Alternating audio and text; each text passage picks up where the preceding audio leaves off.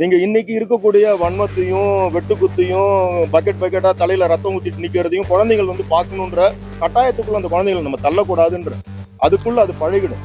ஒரு சின்ன ஒயிட் பேப்பரை கொடுத்துட்டு கொஞ்சம் கிரையான்ஸ் கலர் பென்சிலை கொடுத்தோம்னா ஒரு காலத்துல அழகா ஒரு வீடு வரையும், பக்கத்துல மரம் வரையும், ஒரு மலை வரையும், அதுல ஒரு சூரியன் போடும், 2 பறவையை வரையும். இன்னைக்கு நீங்க கொடுத்து பாருங்க, இருக்கிற சூப்பர் ஹீரோஸ் எல்லாம் வரையும், கையில துப்பாக்கி வச்சிருக்கும், வெட்டு குத்துன்னு பயங்கர ஆக்ரோஷமா இருக்கும். அப்ப மனநிலையை நம்ம மாத்திக்கிட்டே வரோம்.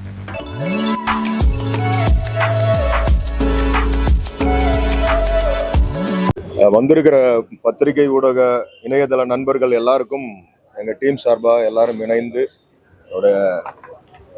வணக்கங்கள். இது ஒரு லாங் ப்ராசஸ். கும்கி 2 வந்து இது முழுக்க குழந்தைகளுக்கான ஒரு திரைப்படமாக அதை கொண்டு வரணும்னு தான் இந்த நவம்பர் 14 குழந்தைகள் தினத்துக்கு டார்கெட் பண்ணோம். ஸோ குழந்தைகளுக்கான திரைப்படங்கள் வந்து ஒரு பெரிய வெற்றிடமாகவே இருக்குது. ஸோ ஒரு வாய்ப்பு கிடைச்சிது. ஸோ அதை எல்லாம் இணைந்து செய்ய நல்ல தயாரிப்பாளர்கள் கிடைச்சாங்க. என்னுடைய இசையமைப்பாளர் நிவாஸ் பிரசன்னா, எனக்கு உறுதுணையாக என்னுடைய விஷன்ஸை வந்து என்னுடைய பெர்ஸ்பெக்டிவ்ஸையும் அழகாக கொண்டு வருகிற சுகுமார், எல்லாரும் இணைந்து ஒரு வேலை பார்த்துருக்கோம். நீங்கள் கண்டிப்பாக நல்ல ஒத்துழைப்பு கொடுப்பீங்கன்னு நான் ஆசைப்படுறேன். இதை கொண்டு போய் நிறைய குழந்தைகள் திரைப்படம் வரணும்னு நான் ஆசைப்படுறேன். நான் வேற ஏதாவது உங்களுக்கு கேள்விகள் இருந்தால் நீங்கள் கேட்கலாம். இவங்கெல்லாம் இருக்காங்க. பிரசன்ட் மீடியா எல்லாத்துக்குமே வணக்கம். அன்னைக்கு ஆக்சுவலாக ப்ரீ ரிலீஸ் ஈவெண்ட் வந்தவங்களுக்கு தெரிஞ்சிருக்கும், கொஞ்சம் ரொம்ப பதட்டத்தில் ஃபர்ஸ்ட் டைம்ன்றதால ரொம்ப இதாக பேசினேன். ஐ திங்க் படம் எல்லாரும் பார்த்துருக்கீங்க. நிறைய பேர் சொன்னீங்க ரொம்ப பிடிச்சிருக்குன்னு, எல்லாருமே சப்போர்ட் பண்ணுவீங்கன்னு நம்புகிறோம். சார் சொன்ன மாதிரி இது ஒரு சில்ட்ரன்ஸ் அண்ட் டோட்டலாக ஒரு ஃபேமிலியோடு போய் பார்க்குற மாதிரி ஒரு படமாக இருக்க போது. நீங்களே பார்த்துட்டீங்க. உங்களோட ரிவ்யூஸ் என்னங்கிறது சொல்லுங்கள். வில் வெயிட் ஃபார் இட்ங்க. Thank you so much. பத்திரிகை ஊடக இணையதள நண்பர்களுக்கு வணக்கம். ஒரு அருமையான ஒரு பெரிய டீம்கிட்ட நான் உள்ள முதல் படத்தில் நடித்தது எனக்கு ரொம்ப ரொம்ப சந்தோஷம். இயக்குனர் பிரபு சாலமன் சார், சுகுமாரனுடைய ஒளிப்பதிவு எல்லாருமே பார்த்து ரசிச்சிருப்பீங்க. நிவாஸ் கே பிரசன்னா, அப்புறம் என்னுடைய படி மதி. ஸோ இந்த ஒரு டீமோட என்னுடைய முதல் படம் இதுதான். ஆக்சுவலாக அதுக்கு முன்னாடி 2-3 படம் வெளிவந்தாலும் கூட இந்த படம் தான் முதல்ல நடித்த படம். ஸோ எனக்கு பயங்கர பர்சனலாக ஒரு ஹாப்பி. ஏன்னா நானும் அந்த இடத்துல இருந்து வந்ததுனால ஆஸ் யூஷுவல் நீங்கள் எல்லாமே நல்ல படத்துக்கு எப்பொழுதுமே சப்போர்ட் பண்ணுவீங்க. ஸோ இந்த படத்துக்கு சப்போர்ட் பண்ணுவீங்க அப்படின்னு முழு நம்பிக்கை இருக்குது. Thank you so much. ஊடக நம்பர் அனைவர்களுக்கும் வணக்கம். எவ்வளவோ படங்களில் நீங்கள் வந்து என்னை இந்த மாதிரியெல்லாம் பார்த்துருக்கீங்க. ஆனால் இன்னைக்கு இந்த படத்தில் வந்து இப்படி ஒரு கெட்டப்பு, இந்த கேரக்டரு, இந்த மாதிரியெல்லாம் எனக்கு வந்து கிடச்சிருக்குதுன்னா எங்கள் பிரபுசாமி சார் தான். இது வந்து முழுக்க என்னை வந்து முதல்ல என் மகளை என்னை வந்து பாப்பாவை கூப்பிட்டு வந்து வாய்ப்பு பேசிகிட்டு இருக்கிறப்போ என் மக சொன்னா, எங்கள் அப்பா வந்து உங்கள் ஆஃபீஸ்க்கு எத்தனையோ டைம் வந்திருக்காரா, உங்களை பார்க்க முடியலையா, எங்கள் அப்பாவுக்கு ஒரு வாய்ப்பு தரீங்களான்னு கேட்டான். அப்போ கேட்ட உடனே எனக்கு இப்படி ஒரு கேரக்டரு எங்கள் சார் எனக்கு கொடுத்து இன்னைக்கு இந்த இடத்துல வந்து நின்றுருக்கேன். இந்த நன்றி நீ சொல்லணும்னா உன் மகளுக்கு சொல்கிறா அப்படின்னு சொன்னார். எனக்கு வார்த்தைகள் பேசுறதுக்கு நிறைய நான் யோசிச்சிருந்தேன். ஆனால் இந்த இடத்துல வந்து நல்லா பேச முடியல. ஆனால் இத்தனைக்கும் காரணம் எங்கள் பிரபுசாலமன் சார் தான். இப்படி ஒரு வாய்ப்பு எனக்கு தந்ததுக்கு நம்ம நன்றி சார். தேங்க்ஸ். 2020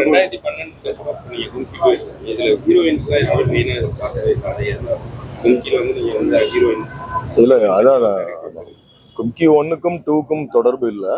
கும்கி அந்த டைட்டில் வந்து ஒரு எலிஃபென்ட்டோட டேக் தான். அது கும்கின்றது ஒரு ட்ரெயின்டு எலிஃபென்ட்டு, அதோட டேக் தான் கும்கி. நிறைய டிஸ்கஷன்ஸ் இருந்துச்சு. கண்டிப்பாக இந்த கேள்விகள் வரும்னு எனக்கு தெரியும். பட்டு இது வந்து முழுக்க ஒரு சம்பவங்களின் கோர்வையாக இதை பண்ணணும்னு நினச்சேன். நான் சின்ன வயசுலேருந்து ஒருத்தனுடைய வாழ்வியல், அவனுக்கு இந்த சமூகத்தால், அரசியல் மனிதர்களால் நடக்கிற எதிர்ப்புகள், இதை எப்படி தாண்டி தன்னுடைய நட்பை எப்படி ஒருத்தன் காப்பாற்றிக்கிறான்றது தான் இந்த போக்கு. ஸோ எல்லாருக்குமே அது பார்த்ததுனால ஒரு கேள்வி இருந்துக்கிட்டே இருக்கும். அது ஒரு டிஸ்டர்பன்ஸ் தான். பட் அதுக்கும் இதுக்கும் நிறைய டிராஸ்டிக் சேஞ்ச். இது 100% வந்து ஃப்ரெண்ட்ஷிப்பு, 0% லவ் இந்த படம். ஸோ அதனால தனியாக இந்த படத்துல எல்லாருக்கும் சொன்னது, யாரும் கதாநாயகன் கதாநாயகி அப்படிலாம் யாருமே கிடையாது. இது எல்லாருமே வந்து ஒரு கட்டத்தை நகர்த்த போகிற கதாபாத்திரங்கள். திடீர்னு காட்டுக்குள்ள ஒருத்தி வரத்துக்கு ஒரு லாஜிக் வேணும். ஸோ ஒரு சவுண்ட் இன்ஜினியராக ஒருத்தர் இருக்கிறப்ப அது லைவாக நான் வந்து ஹிந்தி ஃபிலிம் பண்ணப்போ ரசூல் புகுட்டி அவர்கிட்ட ஒர்க் பண்ணேன். அப்போ அவங்ககிட்ட இருந்த ஒரு அசிஸ்டன்ட் இந்த மாதிரி ஓடி போய் சவுண்ட்ஸ் லைப்ரரியில் வந்து கொண்டு வந்து சேர்க்கறதெல்லாம் பார்த்துட்டு இருக்கிறப்ப இது ஒரு நல்ல கதாபாத்திரமா இருக்கு, இது கொண்டு வந்தா எப்படி இருக்கும்னு உள்ளார அந்த அந்த பொண்ணு கேரக்டர் உள்ளார கொண்டு வந்தேன். ஸோ இது முழுக்க முழுக்க ஒரு ரிசர்ச், ஒரு ஒரு ஒரு பயணம், அது சார்ந்த ஒரு கதை தான். இயற்கையின் மீதான அதீத காதல்னால இது எப்படி? ஏன்னா ஸ்டார்டிங்ல எல்லாம் ரொம்ப சொல்லியிருக்கீங்க. இல்லை எனக்கு வெரி மச் நான் வந்து சோஷியல் மீடியாவில் ரொம்ப கிடையாது. I am very much under rated. நான் எதுலையுமே கிடையாது. எனக்கு என்னன்னா அதிகமாக தனிமையில் இருக்கிறப்ப ஐ யூஸ் டு ட்ராவல். நான் ஒரு ட்ராவல் ஃப்ரீக்கு, போயிட்டே இருப்பேன். அதுங்களோட என்னுடைய பிரதிபலிப்பு தான் என்னோட மைனா, கும்கி, கயல், செம்பி எல்லாமே பார்த்தீங்கன்னா என்னுடைய வாழ்வியலில் முதல்ல எனக்குள்ள என்ன இருக்கோ அதுதான் என்னுடைய நான் எதை அதிகமாக நேசிக்கிறேன், எதோட பழகிறேன், இதுதான் வெளிப்படும். என்னைக்குமே ஒரு இயக்குனருக்கு அவங்களோட பாதிப்பு தான் வெளிப்படும். ஸோ எனக்கு இந்த மென்மையான ஒரு பாதிப்பு ஜாஸ்தியாக இருக்குது. அது இன்னொன்று எல்லாருக்குமே பிடிச்ச ஒரு விஷயமா இருக்குல்ல. அது இயற்கைன்றது எல்லாருக்குமே ஒன்று. ஒரு அவங்க லெவலுக்கு வெளியூர் ஊட்டி கொடைக்கானல் போக முடியலன்னா ஒரு பார்க்லேயாச்சும் போய் உட்காரணும்னு ஆசைப்படுறாங்கல்ல. ஸோ இன்னொன்று நினைவுகள்னாலே பசுமை தான். ஒரு சிகப்பு நினைவுகளோ நீல நினைவுகளோ வராது. ஸோ எனக்கு அது மேலே ஒரு பெரிய ஈர்ப்பு. ஆ ஆ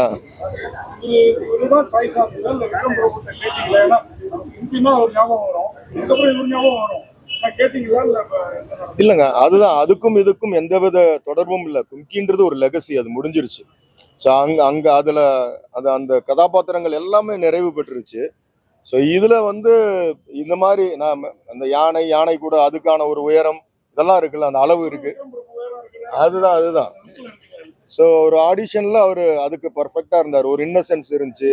யாருமே அவரை வந்து ஏற்றுக்கொள்ளாத ஒரு ஒரு ஒரு அந்த ஒரு ஆட்டிடியூட்ஸு, இது அதனால தான் நம்ம செலக்ட் பண்ணது. தேங்க்யூ. ஆமாம், இத்தனோண்டு இருந்தான். வாழ்த்துக்கள். நல்லா பண்ணிருப்பான் சின்ன வயசு இதை.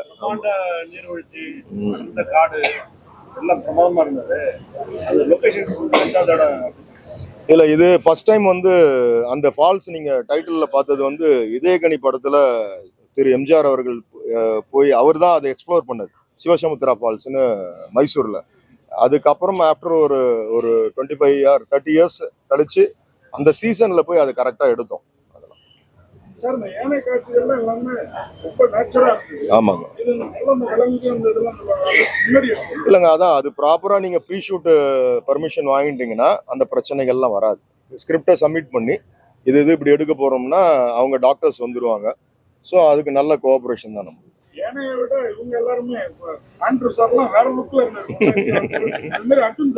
ஆமா, அர்ஜுன் தாஸ் இன்ஃபேக்ட் பாத்தீங்கன்னா அர்ஜுன் தாஸ் எல்லாம் கைதிக்கு முன்னாடி இந்த படம் பண்ணிட்டாரு. இல்ல, எல்லாருமே நாங்க போனது அந்த நெல்லியம்பதிக்கு மேல ஒரு ஒரு பெரிய அடர்ந்த காடு, யாரும் போக முடியாது. ஒரு 5-6 கிலோமீட்டர் வந்து அந்த 5 கியர் ஜீப்ல தான் போக முடியும். ஸோ அங்க கரண்ட் கிடையாது, டவர் கிடையாது, டிவி கிடையாது. ஒரே ஒரு டார்மெண்ட்ரி, ஒரு சின்ன காலனி ஹவுஸ் மட்டும்தான். எல்லாரும் ஒத்துழைச்சாங்க. அதுல கதவை திறந்தோம்னா லொக்கேஷனு. ஸோ அங்க பெரிய டிரான்ஸ்போர்ட் எல்லாம் கிடையாது, ஃப்ரிட்ஜு கிடையாது, எதுவுமே இல்லை. ஸோ ஒரு 40 நாள் அந்த மாதிரி ஒரு லொக்கேஷன்ல எல்லாருமே ஒரு பெரிய அனுபவம். அது வந்து நீங்க படம் பாக்குறப்போ அதை அனுபவிக்க முடியும். இல்ல, அதான் நீங்க ஹீரோயின் பிரிக்காதீங்க. என்னன்னா அது அது அந்த இடத்த அந்த கதையில, திரைக்கதையில அந்த ஒரு பகுதியை நகர்த்தி கொடுக்குற ஒரு கதாபாத்திரம், அவ்வளவுதான். இந்த படத்துல அப்படி ஒரு இதுவுமே கிடையாது. வாப்பா. சும்மா மாடு பலி, ஆடு, கோழிலாம் பலி கொடுப்பாங்க, யானையை பலி கொடுக்கறதால ஒரு வழக்கம் இருக்கிறதா?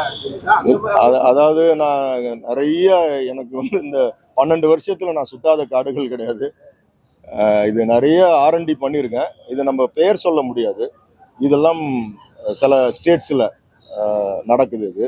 அது நம்ம அது அரசியல் சார்ந்து இருப்பதால் அது நம்ம இங்க உச்சரிக்க முடியாது. பட் அதுக்கான இதுல புலியெல்லாம் கொடுத்துருக்காங்க, உங்களுக்கு தெரியும். அதனால இன்னும் அஸ்வமேத யாகம்னு குதிரையை வைத்து யாகம் செய்ததெல்லாம் நீங்க செய்திகள்ல உங்க மூலமா நான் தெரிந்து கொண்டதுதான். ஸோ இதெல்லாம் வந்து தங்களுடைய பதவி, அவங்களுடைய பணம், பலத்தை நிரூபிக்கிறதுக்கு, தக்க வச்சுக்கிறதுக்கு. ஸோ இந்த மாதிரி ஒரு மூடத்தனமான ஒரு சில வேலைகள், அது அப்பாவி பிராணிகள் வாயில்லா ஜீவன்கள், அதை போய் நம்ம டிஸ்டர்ப் பண்ணிட்டு. வயநாட்டு நல்லா இருக்கு சாமி வந்து ஆமா, அதுதானே உண்மை. கட்டம் கேட்டா சாமி தான். ஆமா, அது யாரு? எல்லா படியும் தானே சொல்றீங்க. ஆமா ஆமா, குழந்தைகளே பாருங்களேன், இப்போ நிறைய எனக்கு தெரிஞ்சு சேலம், அந்த கள்ளக்குறிச்சி, கல்வராயன் ஹில்ஸ், இதெல்லாம் நிறைய செய்திகள் வந்தது. அதெல்லாம் குழந்தைகளே வந்து 2001 ஜெயலலிதா ஆட்சிக்கு வந்தோடனே கோயில்கள்ல வந்து ஆடு கோழி பலி கொடுக்கறது தடை செய்யற சட்டம் கொண்டு வந்தாங்க. அடுத்து வந்து நாடாளுமன்ற தேர்தல போட்டுட்டாங்க. அப்புறம் இந்த சட்டத்தை திரும்பி வாங்கிட்டாங்க. என்ன காரணம் அப்படின்னா அதை வந்து மக்கள் அதை ஏத்துக்கல. ஏன்னா அது ஒரு பாரம்பரியமா இருக்கு, ஒரு கோழியை பறிக்கிறது, ஆடு பறிக்கிறது. இப்ப அதை நீங்க வந்து சொல்றதுக்கான தைரியம் இல்ல, நான் வந்து ஒரு உயிரா தான் பாக்குறேன். ஸோ அதுக்குள்ள இருக்கிற சென்டிமெண்ட்ஸை நான் யோசிக்கவே இல்லை. சரி, நான் அதிகமாக நிறைய length and breadth of India இந்த ஜங்கிள்குள்ளே நிறைய ட்ராவல் பண்ணதுனால என்னோட ஹிந்தி ஃபிலிம் கார்டன் ஆகட்டும், இதாகட்டும், கும்கி ஆகட்டும், மைனாவாகட்டும், ஸோ இதெல்லாம் நிறைய அவங்களோட இப்போ செம்பியில கூட நிறைய மலைவாழ் மக்களோட பயணிக்கிறப்ப அவங்க வளர்க்குற இந்த பிராணிகளை வந்து இன்ஃபேக்ட் பார்த்தீங்கன்னா அங்கே இருக்கக்கூடிய லிங்காயத்தின மக்கள் வந்து வெஜிடேரியன்ஸ். அவங்க வந்து மிருகங்களை தொடமாட்டாங்க. யோசிச்சு பாருங்க, அவங்க நினைச்சா எவ்வளோ வேணா அவங்க வந்து அடித்து சமைச்சு சாப்பிடலாம். பட் அதை வந்து பாதுகாக்கிறாங்க. அது மேலே அவ்வளோ ஒரு பச்சாதாபம் இருக்கு. ஸோ அதை செய்யக்கூடாதுன்னு நினைக்கிறாங்க. அவங்க அதை நம்மள மாதிரி அதை நினைக்கணும்னு நினைக்கிறாங்க. பல ஸ்டேட்ஸ்ல இந்த மாதிரி விலங்குகள் அப்படின்னு சொல்லிட்டு விலங்குகளை பண்ணிடுறாங்க. இந்த படத்திலேயே பாத்தீங்கன்னா ஒரு அந்த பராரி இறந்துட்டாரு, அவரோட கெட்டப் பாத்தீங்கன்னா நம்ம ஊர்ல கொஞ்சம் தோத்து போன அரசியல்வாதியோட சாயல்லே இருக்கு. உங்களுக்கு யாரு தோணுதோ நீங்க வச்சுக்கோங்க உங்க மைண்ட்ல. உங்களுக்கு என்ன தோணுது? இங்க இருக்காரு அவரு. ஆமா ஆமா. எது சார்? ஏதோ ஒரு அரசியல் தான் இப்ப நடந்துட்டு இருக்காரு. அரசியல் தான் பேசிட்டு இருக்கேன் நான். அது ஒண்ணும் மறைக்கிறதுக்கு ஒண்ணுமே கிடையாது. கொஞ்சம் காலதாமதம் ஆயிடுச்சு இது வந்து சொல்றதுக்கு. அது பிரச்சனையே கிடையாது. ஒண்ணு எல்லாருக்கும் தெரிஞ்சது தானே சார். இன்னைக்கு வந்து எதுவும் மறைத்து பேசுறதுக்கு ஒண்ணுமே கிடையாது. அது இல்ல, வரலங்க. அதெல்லாம் ஒண்ணும் வரல. அதெல்லாம் வரல. அப்புறம் யானைக்கு ஒரு நாளைக்கு 150 கிலோ ஆமா. இல்ல, அது யானை ஒரு நாளைக்கு பாத்தீங்கன்னா அது கிட்டத்தட்ட 500 கிலோ சாப்பிடும், 250 லிட்டர் தண்ணி குடிக்கும்.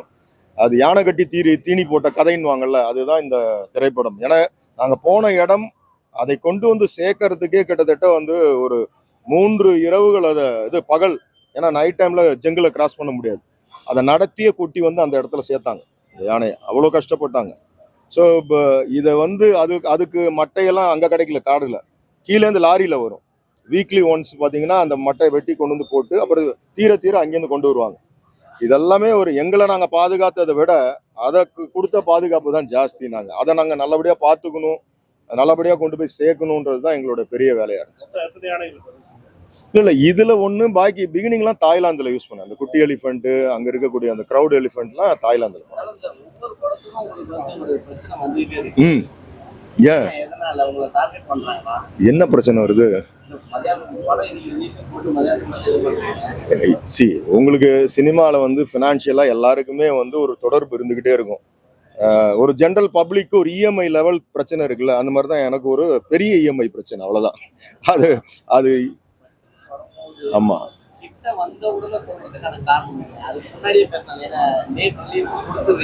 இல்ல சார், நீங்க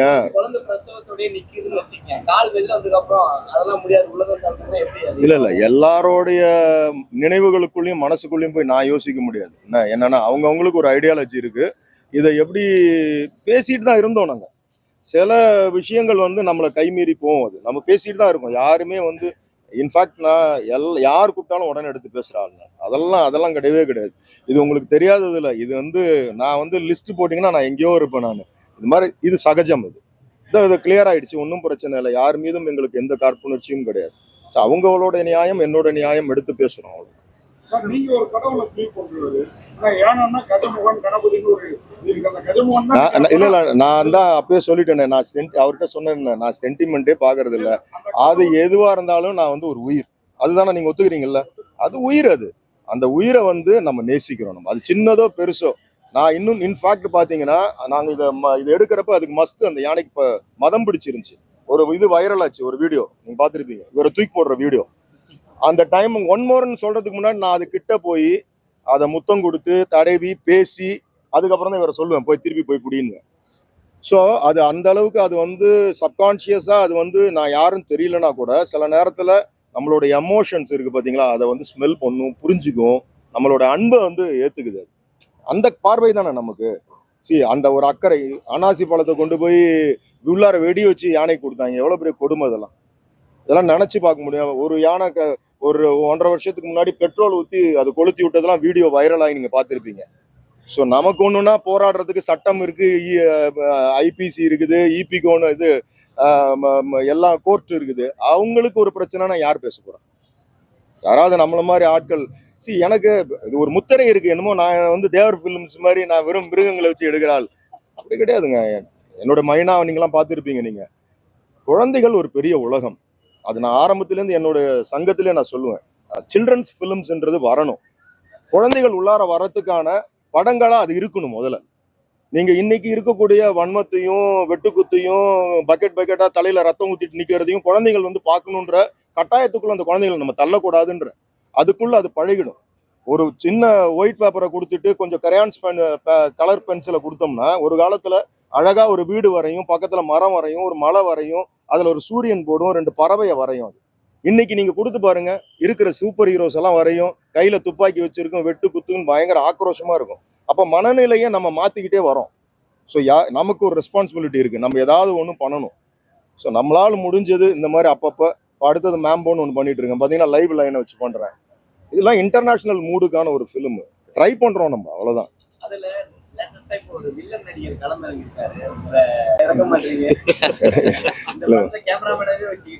அப்படி இல்ல, எனக்கு ஒரு திரைக்கதை எழுதுறப்ப அது வந்து ஸ்ட்ரைக் ஆகும். இப்படி ஒரு தோற்றம் வந்து நின்னுச்சுன்னா இது வந்து அதுக்கு ஜஸ்டிஃபை ஆகும்னா அது அந்த மாதிரி வரப்ப கண்டிப்பா கூடுவேன். நல்ல நடிகன் தான்.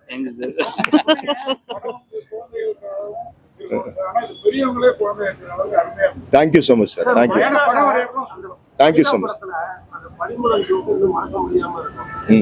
இதுலயும் பாத்தீங்க அப்படின்னா ஒரு திருமண ஒரு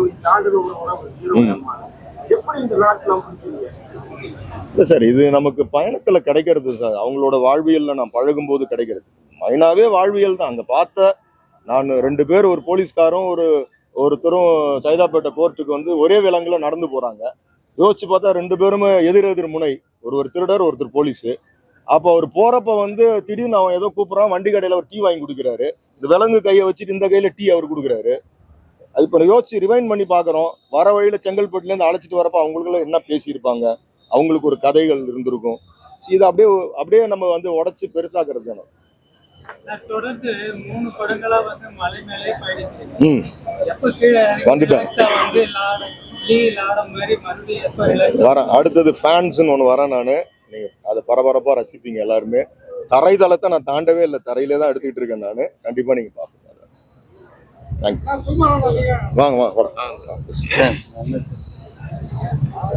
பேசுற மாதிரி நடி.